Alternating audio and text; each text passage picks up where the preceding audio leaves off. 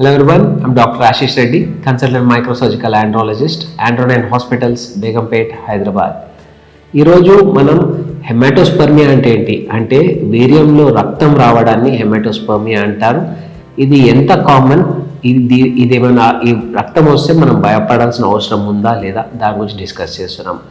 మొదటిగా హెమాటోస్పర్మియా అంటే ఎప్పుడైనా మీకు వీర్యంలోకి రక్తం వచ్చినట్టయితే దాన్ని హెమాటోస్పర్మియా అంటాం. సో ఇది ఒక్కసారి మనకి వీర్యంలో రక్తం రాగానే భయపడాల్సిన అవసరం లేదు. ఎందుకంటే హెమాటోస్పర్మియా 1-2 ఎపిసోడ్స్ వల్ల అంటే 1-2 సార్లు రావడం వల్ల పెద్ద సమస్య ఏం లేదు. అంతకంటే ఎక్కువ సార్లు వస్తే ఇది మనం మ్యాటర్ ఆఫ్ కన్సర్న్ కింద చూసుకుంటాం. మొదటిగా హెమాటోస్పర్మియా ఎందుకు వస్తుంది? సో ఇది మనము హెమాటోస్పర్మియా ఎందుకు వస్తుందని తెలుసుకునే దాని ముందు ఒక వీర్యం బయటకు వచ్చే ముందు ఎక్కడెక్కడి నుంచి ఏమేమి కాంట్రిబ్యూషన్స్ ఉంటాయో దాని గురించి డిస్కస్ చేద్దాం. మొదటిగా మన టెస్టిస్ నుంచి స్పర్మ్స్ అంటే వీర్య కణాలు ఒక 2% యాడ్ అవుతాయి. ఒక 40% కాంట్రిబ్యూషన్ సెమినల్ వెసికల్స్ నుంచి వస్తుంది. ఇంకో 40% కాంట్రిబ్యూషన్ అనేది మనకి ప్రాస్టేట్ నుంచి వస్తుంది. అండ్ మిగతా 18% మనకి పీనల్ గ్లాండ్స్లో నుంచి వస్తుంది. సో ఇలా మల్టిపుల్ థింగ్స్ అన్నీ కలిసి మనకి కంప్లీట్ స్పర్మ్గా బయటకు వస్తుంది కాబట్టి సెమెన్గా బయటకు వస్తుంది కాబట్టి సో ఈ ప్రాసెస్లో ఎక్కడ చిన్న ఇన్ఫెక్షన్ ఉన్నా అంటే టెస్టిక్యులర్ ఇన్ఫెక్షన్ ఉన్నా కానీ సెమినల్ వెసికల్ ఇన్ఫెక్షన్ ఉన్నా కానీ ప్రాస్టేట్ దగ్గర ఇన్ఫెక్షన్ ఉన్నా కానీ ఎజాక్యులేటరీ డక్ట్ దగ్గర ఇన్ఫెక్షన్ ఉన్నా కానీ లేకపోతే మీకు నార్మల్గా కొన్నిసార్లు కిడ్నీ స్టోన్స్ ఉండడం వల్ల కూడా ఆ స్టోన్ ఎప్పుడైనా పెడల్ అయినప్పుడు మధ్యలో ఉన్న బల్బార్ యురెత్రాల దగ్గర ఇంజూరీ చేసి అది కూడా ఆ రక్తం కూడా టచ్ అయ్యి మీకు అట్లా ఫీలింగ్ రావచ్చు.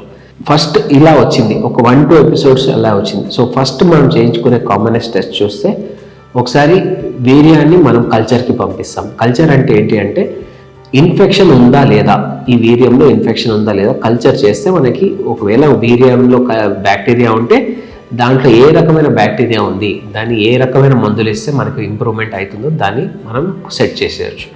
సో రెండోది ఒకటి ట్రాన్స్రెక్టల్ అల్ట్రాసౌండ్ అంటాం. ట్రాన్స్రెక్టల్ అల్ట్రాసౌండ్ అంటే మలద్వారం ద్వారా స్కాన్ చేసి చూస్తాం.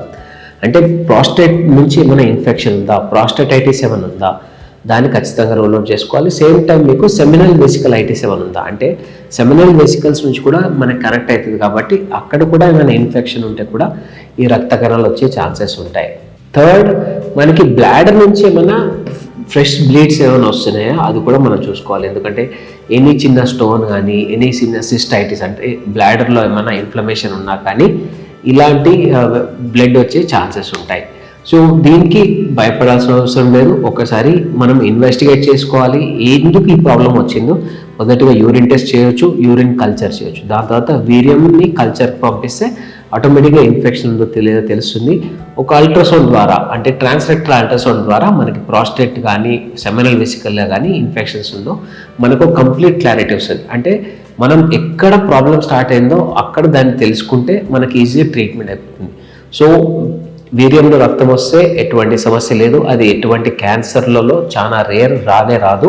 సో మీరు భయపడాల్సిన అవసరం లేదు. సింపుల్గా ఒక 15 రోజులు యాంటీబయాటిక్ స్టార్ట్ చేస్తే, యాంటీ ఇన్ఫ్లమేటరీ స్టార్ట్ చేస్తే ఆటోమేటిక్గా ఈ రక్తం అనేది కంప్లీట్గా ఆగిపోయే ఛాన్సెస్ ఉంటుంది.